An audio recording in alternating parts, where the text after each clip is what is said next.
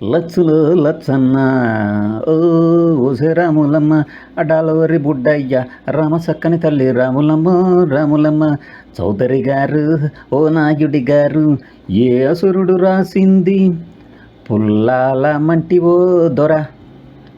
ఈ వరస పాటలతోనే మీకు ఈ పాటికి అర్థమైపోయి ఉంటుంది నేను ఏ సినిమా గురించి చెప్తున్నాను. అదే ఒసే రాములమ్మ.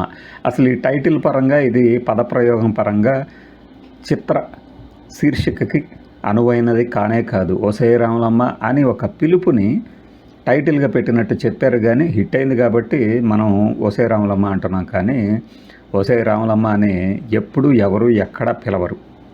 అయినా కూడా ఇది మనం ఈరోజు ఎందుకు మాట్లాడుకుంటున్నామంటే 97లో కరెక్ట్గా ఇదే డేట్ని రిలీజ్ అయింది. శివరాత్రి పండగ రోజుకి దడదడలాడిచ్చింది థియేటర్లని. ఇందులో మన కృష్ణ గారు ఒక ముఖ్య పాత్ర. చాలా తక్కువ నిడివైనా కూడా ఆయన పాత్రని ఎవరు మర్చిపోలేరు. అట్లానే అంతకుముందు 9 సినిమాలు తీసిన దాసరి గారు ఒక సినిమాలో కూడా కృష్ణ గారితో సూపర్ హిట్ తీశారు అనిపించుకోలేదు. కానీ చివరిలో మాత్రం ఈ సినిమా అద్భుతమైన సక్సెస్ ఆడటమే కాకుండా అప్పటిదాకా ఉన్నటువంటి చలనచిత్ర పరిశ్రమలో ఉన్న అన్ని రికార్డులను తుడిచిపెట్టేసింది. ఒక రకంగా ఒక పెద్ద విప్లవం తీసుకొచ్చింది. ఆ సినిమా తర్వాతే విజయశాంతి గారికి రాజకీయపరమైన ప్రాధాన్యత దక్కడం ప్రారంభించింది. ఇది బండిట్ క్వీన్కి పూర్ ఇమిటేషన్ అనమాట. కానీ ఆ ఛాయలు ఎక్కడా కనపవు. మనకి విజయశాంతి గారికి ఒక కాస్ట్యూమ్స్ అంటే ఆమెను నగ్నంగా చేసి బట్టలు మన నగలతో అలంకరించి అలాంటి ఒక సన్నివేశం చూపిస్తారు పాటలో. అది బండిట్ క్వీన్ నుంచి తీసుకున్నదే, శేఖర్ కపూర్ తీసింది. కానీ దీనిని మన తెలుగు సీమకి సరిపోయేలాగా తీర్చిదిద్దిన విధానం మాత్రం అద్భుతం అనిపిస్తుంది. కానీ మన ఈ విప్లవ సినిమాలకి ఒక రకంగా మంచి కమర్షియల్ హంగులు అద్దినటువంటి ఒక డైరెక్టర్గా ధవళ సత్యం గారికి ఉన్నట్టు పేరు అందరికీ గుర్తుంది. ఈ ధవళ సత్యం గారు దాసరి గారి శిష్యుడు. ధవళ సత్యం గారు తీసిన ఒక శారద గారితో మొదలుపెట్టిన ఒక సినిమా కథ ఈ కథ కూడా అంటారు. అయినా కాకపోయినా ఈ సందర్భంలో శివరాత్రి సందర్భంలో కృష్ణగారి సినిమాల గురించి మాట్లాడుకుంటున్న సందర్భంలో మార్చిలో రిలీజ్ అయిన కృష్ణగారి సినిమాల పరంపరలో 97లో వచ్చినటువంటి ఒక సూపర్ హిట్ సినిమా ఇది.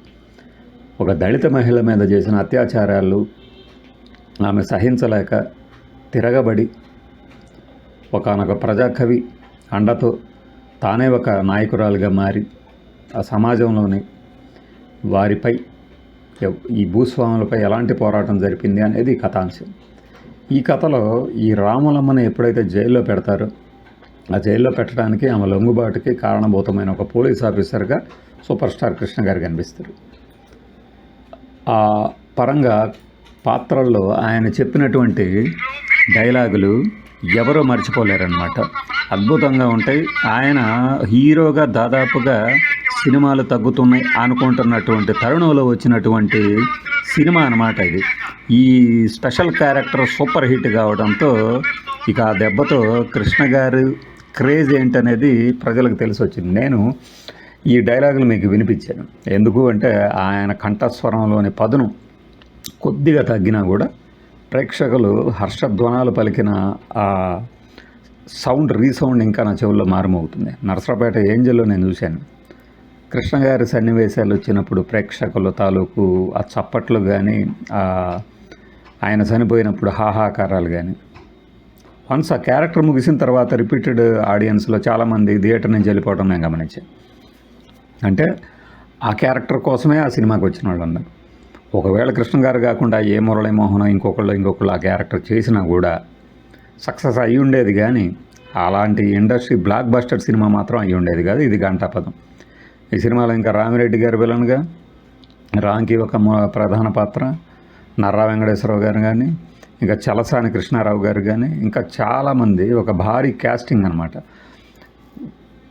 రెడ్ స్టార్ నారాయణమూర్తి గారు, ఆర్ నారాయణమూర్తి గారు స్నేహచిత్ర బ్యానర్స్ మీద తీసినటువంటి సినిమాలు చక్కగా ఆడుతున్న సందర్భంలో దాని నుంచి ఒక ఇన్స్పిరేషన్ పొంది, అంటే ఒక శిష్యుడి నుంచి ఒక చిన్న పాత్రలో అబ్బులకి మంచి క్యారెక్టర్ ఇవ్వాలి అనుకున్న దాసరి గారు ఒక చిన్న పాత్రలు ఇస్తూ వచ్చినా కూడా అక్కడి నుంచి ఎదిగి నారాయణమూర్తి గారు ఒక టాప్ స్టార్లకే బెంబేలు తెచ్చే సినిమాలు తీసిన నారాయణమూర్తి గారిని ఆయన గురువైన దాసరి గారు అనుకరించడం విశేషం. ఇదొక చరిత్రలో నిలిచిపోదగ్గ సందర్భం సినిమా పుటల్లో.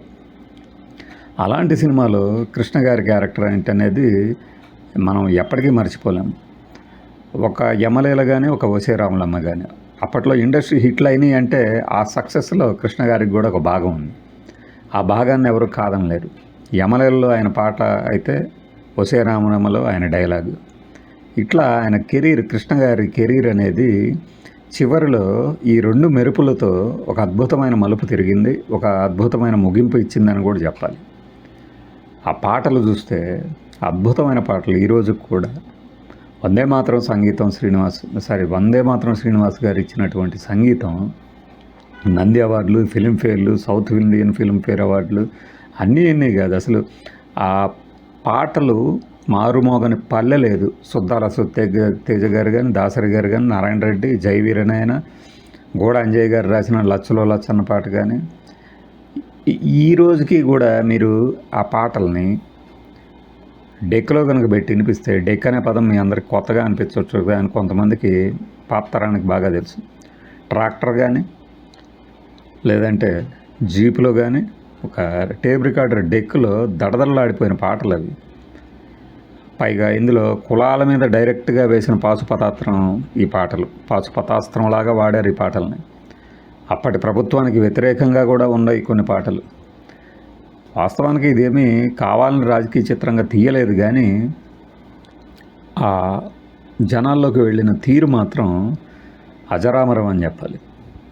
అంటే ఒక అణచివేతకి గురైనటువంటి వర్గాలు తిరుగుబాటు చేస్తే ఆ ప్రతిఘటన తీవ్రంగా ఉంటే దానికి అన్ని వర్గాల మద్దతు లభిస్తే ఎలా ఉంటుంది అనేది ఆ సినిమా అయితే, అలాంటి సినిమాని జనం అందరూ ఆదరిస్తే ఆ కలెక్షన్స్ ఏ రేంజ్లో ఉంటాయి అనేది ఈ ఒసే రాములమ్మ అనేది చూపించింది. ఇక ఈ సినిమాకు సంబంధించి మరొక విషయం, కృష్ణ గారంటే ఎంతో గౌరవం. కృష్ణ గారితో చిన్న పాత్రల్లో నటించినటువంటి విజయశాంతి గారు విజయలలిత గారితో సెట్ల మీదకి వెళ్ళినప్పుడు కృష్ణ గారితోనే తాను హీరోయిన్గా నటిస్తానని చెప్పడం, అందుకు తగ్గట్టే కిలాడి కృష్ణులో మొదటి హీరోగా కృష్ణ గారు, మొదటి హీరోయిన్ చిత్రంగా ఆ సినిమా నిలబడటం ఆమెకి. ఆ తర్వాత కాలంలో కృష్ణ గారితో నటించిన ప్రతి సినిమా హిట్ కావటం, ఈ సినిమా క్లైమాక్స్ హిట్ అని చెప్పుకుంటే, ఇందులో జైలు నుంచి తప్పించుకోవాలనుకుంటున్నప్పుడు కృష్ణ గారు కాస్త బెండ్ అయ్యి ఆయన భుజం మీద విజయశాంతి గారిని ఎక్కించి పంపిస్తారు. పాత్రపరంగా దాన్ని అంగీకరించిన అంత పెద్ద హీరో తనకెంతో లైఫ్ ఇచ్చి తనని లిఫ్ట్ చేసినటువంటి ఆ హీరో భుజాల మీద కాలు పెట్టి వెళ్ళటం అనేది తనకెంతో బాధ కలిగించిందని ఆ సినిమాలో ఆ షాట్ అయిపోయిన తర్వాత ఆయనకు నమస్కరించానని విజయశాంతి గారు చెప్పడము ఆమె సంస్కారానికి నిదర్శనం. అట్లానే కాంటెంపరీ హీరోల్లో కృష్ణ గారు రియల్ హీరో మాత్రమే కాదని కూడా చాలాసార్లు చెప్పారు. అలా కృష్ణ గారి అభిమానులకు కూడా ఎంతో అభిమాన పాత్రం విజయశాంతి గారు అయ్యారంటే ఆమె సంస్కారంతోనే అని చెప్పాలి. కేవలం సినిమాల్లో జంటగా నటించడం మాత్రమే కాకుండా ఆ తర్వాత కూడా వారి మధ్య అనుబంధం ఎంతో చక్కగా కొనసాగింది. ఈ పరంగా కూడా మనం ఈ సినిమా గురించి ముచ్చటించుకొని తీరాలి. మార్చి 7, 1997, 2007, 2017 అప్పటికి 20 ఏళ్ళు గడిస్తే ఇప్పటికి 25 ఏళ్ళు, అంటే సిల్వర్ జూబ్లీ జరుపుకుంటున్నటువంటి సినిమా ఒక ఏడాది పాటు ఆడింది. ఇది కృష్ణ గారు గెస్ట్ రోల్లో నటించినటువంటి ఒక అద్భుతమైన ఇండస్ట్రీ హిట్ ఒసే రాములం గురించిన ఒక చిన్న review. Thanks for watching this video. By.